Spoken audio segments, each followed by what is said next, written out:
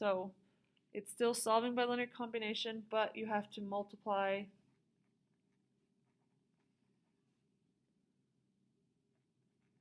to have variables cancel.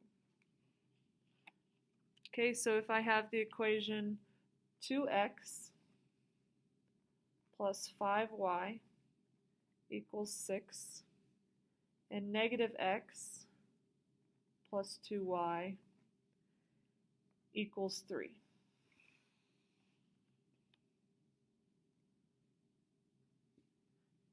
Okay, so notice if I just wanted to add these like we did on that last one, 2x minus x would be just x, and then 5 plus 2 would be 7. So I would end up with two variables here, and I need one of them to cancel. So I'm going to multiply one of the equations. So I can either multiply by something that would make the x's cancel with a 2, or I could multiply both of these by a number so that they would both cancel. I'm going to choose to multiply this by a 2. And the reason why is when I multiply this times a 2, 2x and negative 2x would cancel. So if I multiply negative x by 2, it would be the inverse or the opposite of the 2x. If I wanted to do the y's, I would have to have a positive, sorry, that shade or the sun is shining on that right now. I would have to multiply this by a 2 to make it be 10, and this by a negative 5, so that it'd be a negative 10y. But I'm just going to do the 2 because it's easier. So I'm going to distribute the 2 in. You have to multiply it into all parts. So 2 times negative x would be negative 2x. 2 times 2y would be 4y. And 2 times 3 would be 6. Okay, this equation stayed the same.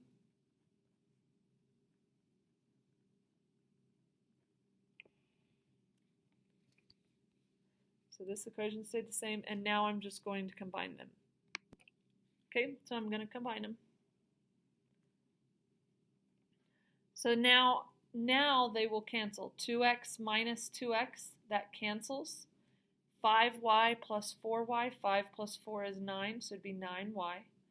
And then 6 plus 6 is 12, so it'd be 9y equals 12. Okay, then I'm going to solve for the variable. So divide by 9 and divide by 9.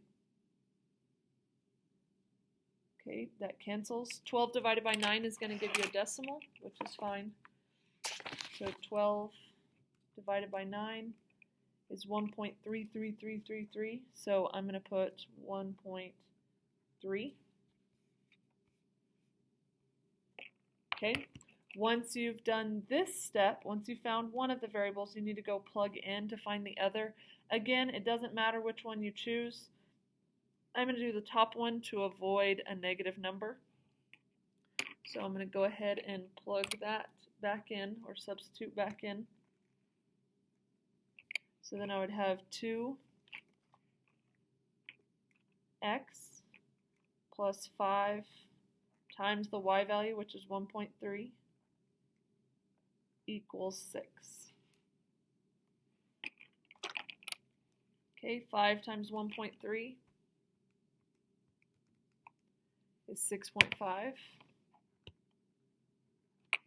So it'd be 2x plus 6.5 equals 6. Now just keep solving it. So I'm going to do the opposite of add 6.5. So I'm going to subtract 6.5 and subtract 6.5. 6 minus 6.5. If you type that in your calculator, or if you have $6, or if I give you $6 but I owed you $6.50, I still owe you 50 cents. So it'd be 2x equals negative 0.05, or negative 0.5, I'm sorry. And then divide by 2, divide by 2.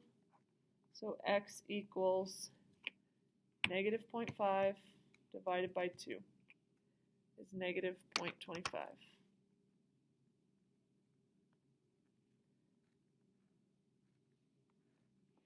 Remember, your final answer has to be written as a coordinate, so it'd be negative 0.25, comma 1.3.